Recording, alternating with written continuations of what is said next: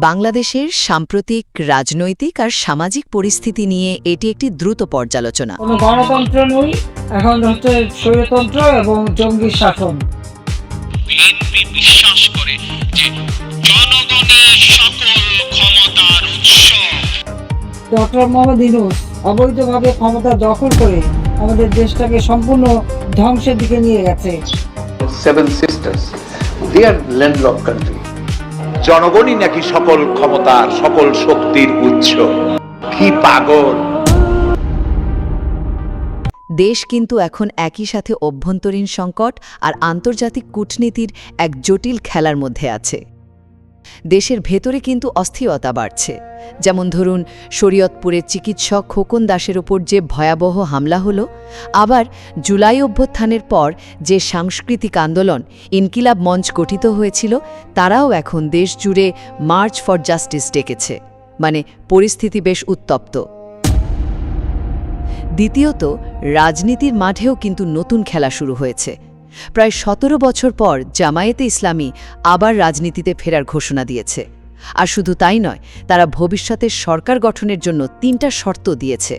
দলকে দুর্নীতিমুক্ত হতে হবে, সামাজিক ন্যায়বিচার থাকতে হবে, আর রাষ্ট্রীয় সংস্কার করতে হবে। আর সবশেষে সবচেয়ে নাটকীয় পরিবর্তনটা কিন্তু দেখা যাচ্ছে ভারতের কূটনীতিতে। তারা এখন আর কোনো একটা দলের উপর ভরসা না করে বাংলাদেশের সব বড় রাজনৈতিক শক্তির সাথে যোগাযোগ রাখছে।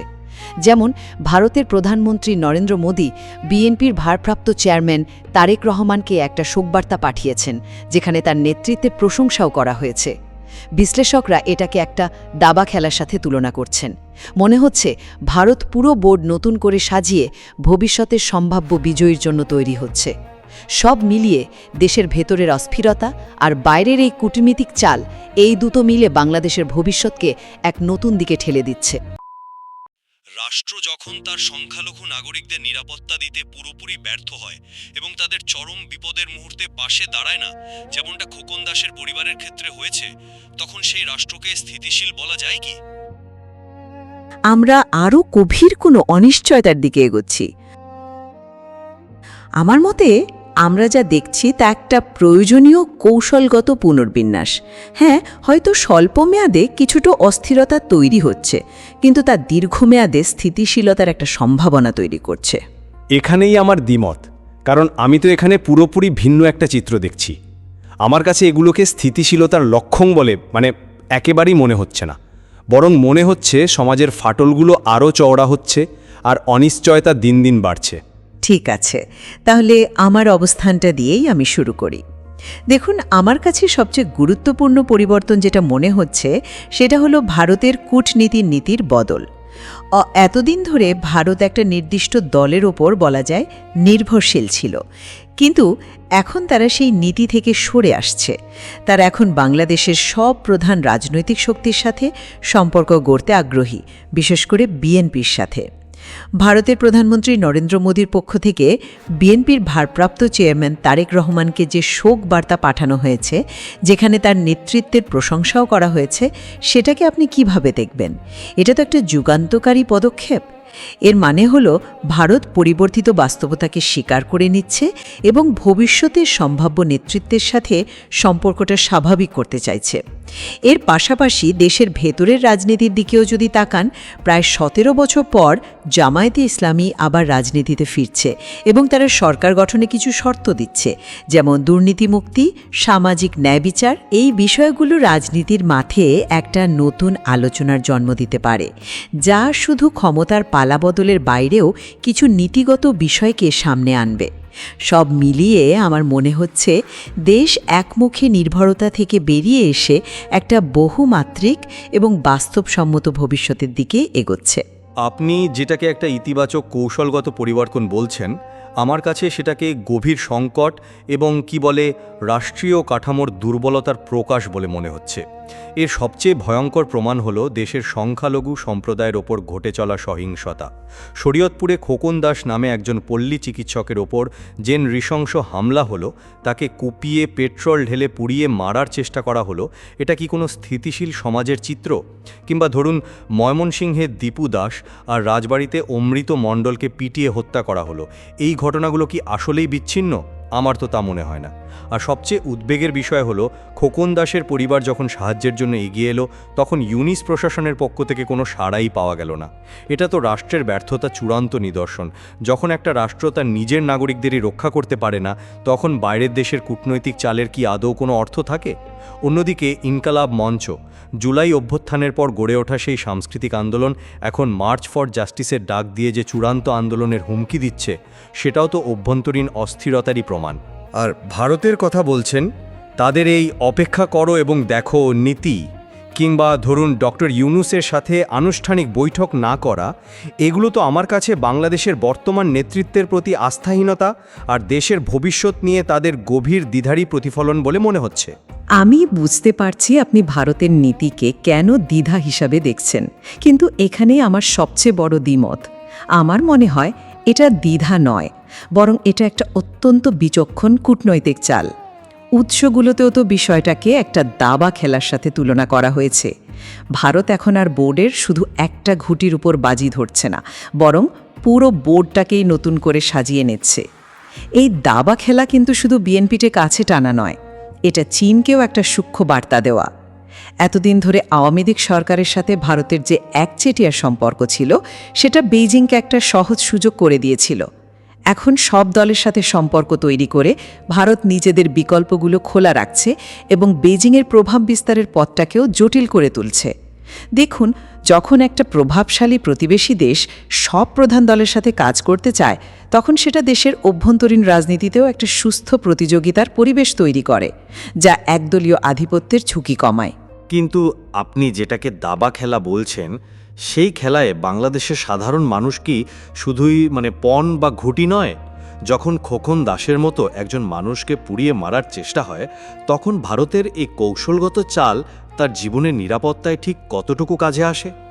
এই দাবা খেলায় ভারত তো নিজের স্বার্থ রক্ষা করছে, বাংলাদেশের স্থিতিশীলতার কথা সেভাবে ভাবছে না।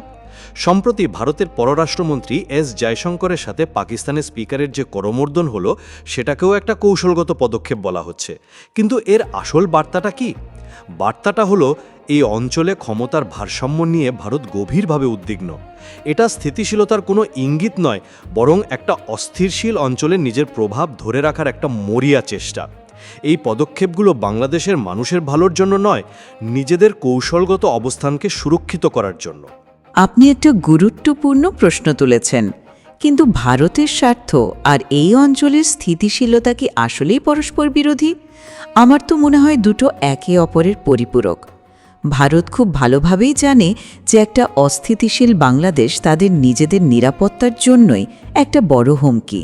তাই বিএনপির মতো একটা প্রধান রাজনৈতিক দলের সাথে সম্পর্ক স্বাভাবিক করাটা তাদের দীর্ঘমেয়াদী স্বার্থেরই অংশ। এটা কোনো পরোপকার নয়, এটা হলো বাস্তবসম্মত পররাষ্ট্রনীতি, যা দিন শেষে এই অঞ্চলের স্থিতিশীলতার পক্ষেই কাজ করবে। কিন্তু দেশের ভেতরে যে আগুন জ্বলছে, সেই বাস্তবতা কি এই চাল দিয়ে ঢাকা সম্ভব?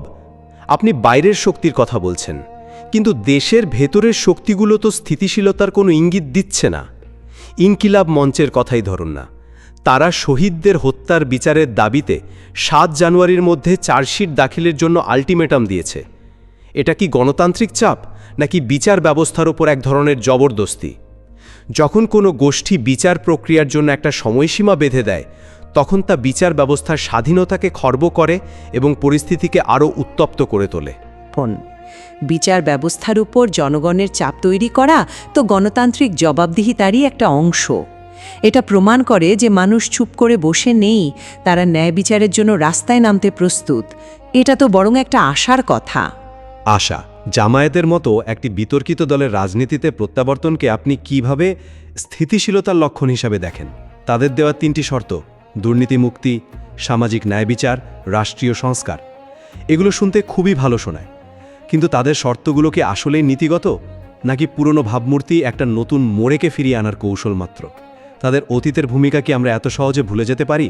এ ধরনের শর্ত দিয়ে তারা নিজেদের ভাবমূর্তি পরিষ্কার করার চেষ্টা করছে এবং রাজনৈতিক দর কষাকষিতে নিজেদের অবস্থানটা শক্ত করতে চাইছে। আমার আশঙ্কা হলো এই পরিস্থিতি রাজনৈতিক অঙ্গনকে শান্ত করার বদলে আরও অনেক বেশি জটিল এবং সংঘাতপূর্ণ করে তুলবে। আমি আপনার উদ্বেগের কারণটা বুঝতে পারছি। জামায়াতের ইতিহাস নিয়ে বিতর্ক অবশ্যই আছে, তবে আমি বিষয়টাকে একটু অন্যভাবে দেখতে চাই। যে রাজনীতিতে এতদিন ধরে কেবল ক্ষমতার লড়াইটাই মুখ্য ছিল, সেখানে দুর্নীতিমুক্তি বা সামাজিক ন্যায়ের মতো বিষয়গুলো আলোচনার কেন্দ্রে আসাটা কি ইতিবাচক নয়? মানে অন্তত তারা তো আলোচনার টেবিলে কিছু নীতিগত বিষয় নিয়ে আসছে। এটা হয়তো আদর্শ পরিস্থিতি নয়, কিন্তু এটা একটা স্থবির রাজনৈতিক ব্যবস্থা থেকে উত্তরণের একটা সম্ভাব্য পথ হতে পারে। একদলীয় আধিপত্যের রাজনীতির চেয়ে বিভিন্ন দলের মধ্যে দর কষাকষির মাধ্যমে একটা ভারসাম্য তৈরি হওয়াটা কি শ্রেয় নয়? কিন্তু আমরা যতই যাই আলোচনা করি না কেন, সব কিছুই তো ওই খোকন দাসের ঘটনার কাছে এসে অর্থহীন হয়ে যায়। আপনি রাজনৈতিক দলগুলোর কৌশল নিয়ে কথা বলছেন, আর আমি বলছি রাষ্ট্রের মৌলিক দায়িত্ব পালনে ব্যর্থতার কথা। খোকন দাস, দীপু দাস এবং অমৃত মণ্ডলের ঘটনা, এগুলো বিচ্ছিন্ন নয়।